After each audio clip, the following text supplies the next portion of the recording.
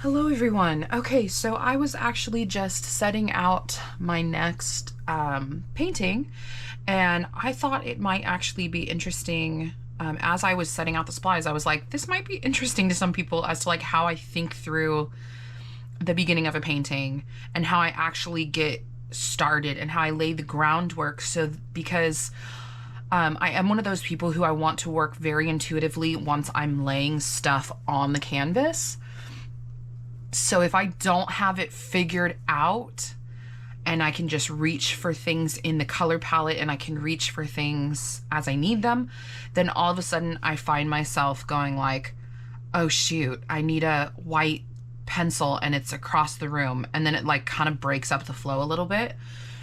So I thought I'd tell you guys how I start laying out everything and preparing for the painting so that when I actually lay a color down, I don't have to struggle with thinking things through quite as much because it kind of just becomes a natural process.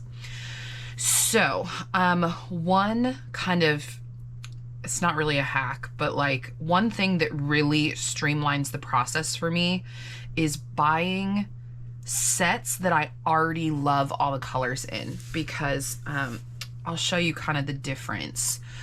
So if we're going through the gouache bin, there's Liquitex. I bought the Liquitex acrylic gouaches, but I bought them in the basics collection, I believe is what it was called, or like primaries or like essentials, something like that. Basics, essentials, somewhere in there. But it comes with like all these colors and you're like, wow, all of these colors are super useful. Like that's great.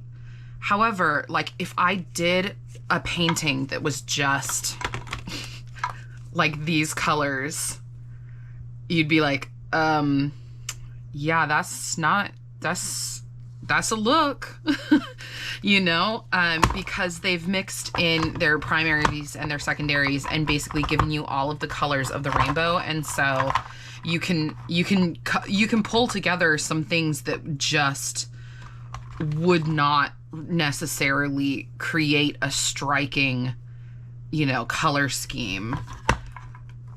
And that for me is very difficult because my initial thing was always like, pull the color that's truest to life, which is not an artistic way of looking at the world. You want to be able to pull a color palette and then use that to reflect life versus like pulling together just like primary green and then like viridian hue, which are like a blue green and a green green, and then it just sort of looks a little off. So what has really helped with my selection of colors is buying things in a palette so that I can be like pastel periwinkle plus pastel lollipop plus pastel blue, you know, these all go together. Like even when I throw in like, oh shoot, I need a green, like that still is like sort of in the same genre, the same color palette, the same feeling of the painting, so it doesn't feel jarring when you pull in a new color. So I have like, yes, I have the essentials, I will pull them in, but I tend to start with a like paletted set first so that I can kind of get the mood in order and then I can see what actually goes together. So none of these were really in the palette that I'm selecting for today, so I'll just put that back. But basically I go, okay, so the girl in the reference photo had like quintessentially red orange hair, you know, she had that like Anne of Green Gables look to her. And so I went through and I grabbed the peach tones, so pastel peach, pastel coral, and then this is a pastel cheese puff. That's probably too much, but it might come in handy on the cat because I'm thinking the cat is going to be like an orange tabby. Yeah, so like you can see these three work together. Now I have the pastel Artesia gouache color set. And then I also have the Artesia gouache portrait set. So from there, I started grabbing the coordinating hues of peach, light apricot. I know I'm going to need her skin tone, so her skin tone is going to be like this with something mixed in, so the ballerina pink. Have I run off the frame yet? No, I haven't. Okay. And then I was like, okay, so we probably need like a deeper hue. So originally I was like, oh, tan or like burnt sienna might be a good color. But then I realized, like, if I'm going off of these guys, I probably want to continue to pick up that red hue. So the Bordeaux red is actually going to work better as my brown than these two. I may still mix some of them in, but I'm kind of like going like, okay, this is the tight color palette, and then going like 1 or 2 hues off, we're going to get, you know, the ones that can be mixed in if we need to pivot a hue really quickly. So that, like, that can be mixed in. I have the vermilion red only because she had very deep lipstick on in the photo, but I'm thinking that this will just be used with like maybe the light apricot or the peach to create that lip tone, so that it's like very, like, primarily this group, a little dash of that group. So I kind of like set these as like, okay, here are my like cat colors is how I'm thinking about them, the colors for the cat. And then I kind of have like the things I know I'll end up needing because they're just gonna be in there somewhere and I want to be able to reach for them just in case. But that's sort of like a fringe. So we have our main cat group, and then we have like our fringe cat hair face type group, which means that this one is going to go over here. So then I noticed that the reference photo that I chose, so I'll show you guys here. I printed it in black and white so that I could really focus on value versus colors. But you can see, like, she has red hair, she has a black cat, so it's like this orange black. It almost looked like Halloween, and so we're gonna pivot hard from that because I don't want to create seasonal artwork with this. I want to create the atmosphere and the mood of the artwork. So in looking at that in the black and white, I realized I had another set that worked really well with the mood that I was trying to achieve, which is the muted tones in Liquitex Heavy Body Acrylic. So this is the entire set. And in looking through it, I was like, okay, love this for a background color. The moody, like, it says muted turquoise, but like, let's face it, it's like a dark teal that was used in home decor a lot, like a couple years ago. And so that would be cool. So then in picking the dress, I'm still going between like a, do I want to bring out the kind of orangier, redder tones and do like a muted pink, or do I kind of want to push it towards the background, this dress, and do like a green blue combo, because then that'll like recede it. Not sure. Honestly, might be something I have to just choose in the moment of painting. So there you go. But another thing that I'm also referring to as I'm picking out these colors is a color wheel. So I know for sure that what I've already done sort of like by accident is that I went, oh, I love that dark teal for the background. And I already knew that she was going to have a tabby cat with red orange hair as well. So I basically have picked these two columns and those two columns, which, as you can see when you go directly across, are going to be complementary colors. So if I wanted to make like a triadic complement, I'm not even sure I can do that without missing the hue that I really wanted. So I can do, what is this? A split complementary, which, so a triadic would be like if I use the orange red on the hair, then it would want me to use the green yellow and the violet blue, but I already see that not quite lining up with what I want to do. So I have orange, red, red, orange, and if I do the split complementary, then I end up with either green, green, and green, blue, or I could probably push it to blue, blue, and blue, green. So it's kind of like, it's that general pivot of like, I want to make sure I'm here, here, and here, here, kind of living in that area. But it's like, what if I want to add like a pop of something somewhere?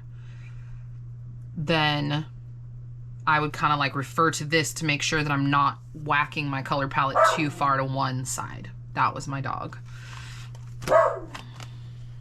There's also this side, which is, okay, so this is kind of the moodier side because it is tones and shades, which is mixing.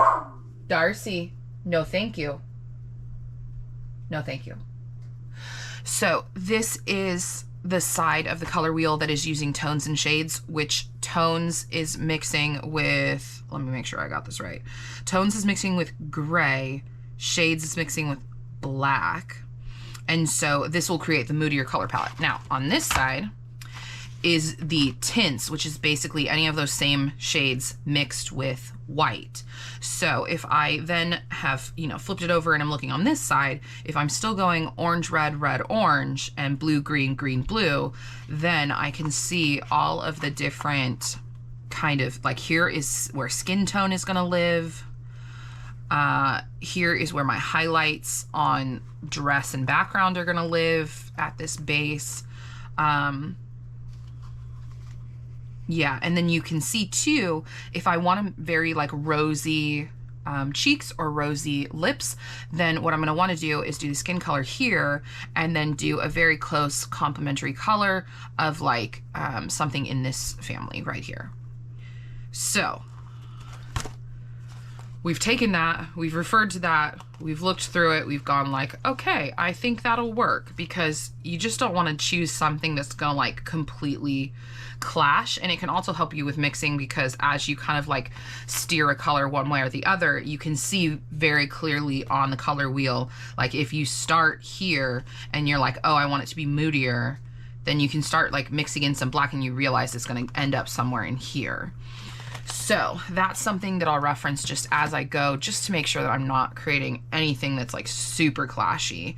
Because like, you know, if I did a lovely like muted turquoise background and then I just threw in like periwinkle or something, you'd be like, oh, we've mixed moods, we've mixed everything so far. What is going on? So I'll put the reference directly in front of me so that I can look up as I'm working and just sort of like reference it for shadows and highlights and all of that stuff. I have my cat group. I have my skin / no, I'm gonna need it group. I have, this is gonna be the base background, maybe some background in there too. And then honestly, I'm starting to feel like the muted violet is maybe the right color to go, but we'll see when I actually go to mix it, because I don't want her dress to be the focal point. I'd rather have her hair and the cat be the focal point and really have that bounce off the page. So I have all of these colors to work with, and we're just gonna set those to this side and these to this side so that I can kind of think, you know, this is the center of the painting, this is the background of the painting. And then I also grabbed, so I was just watching a YouTube video this morning on underpainting and just how it can add luminosity to your painting. So I was like, maybe I'll try that. I have no idea. It would be my first real underpainting. I tend to work straight from the white, but I was like, what if I just sort of like tinted it with a light color? And so I do have this set by Dina Wakley Media that is the same, it's like the pastel version of the muted tones that I showed you guys earlier. So it's like I have a very, very light muted mineral tone that I could like brush onto the background. I could kind of like brush this through the hair and it would be like slightly orangier than it was before, just to sort of like give me a layer to work off of. I've also found in the past that I usually need 2 layers because the first layer will pick up some of the pencil markings, and if you want your crisp colors, you kind of like seal in the pencil markings and then you move up from there. Oh, I just bumped the camera, my bad.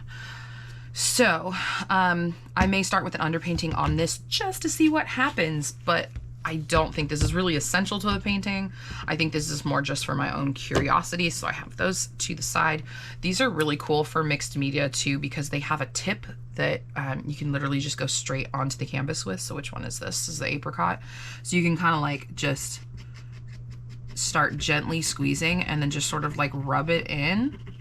And then you can blend with a brush if you want to, but it'll at least, it means that I don't even have to get out like a palette for this. Which is an interesting thought for an underpainting. So to prepare the canvas, I like to work on canvas panels because I absolutely hate when I'm trying to get very expressive brush strokes and I sort of like push on the canvas and it like bounces back at me. I don't like the bounce. I know some people love it. It's just not for me. So I use a canvas panel, which is easier to store on the finished side too. So it's kind of like, it's just all around a better process for me. So I have my canvas panel. I hooked my canvas panel up to, I have a projector here.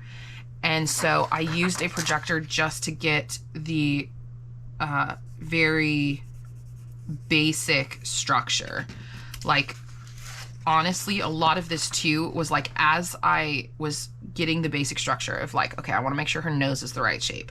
But then also I was like, okay, I'm going to add like a little shadow here just to remind me how that was kind of feeling at the moment. I kind of added some things here, added some things there.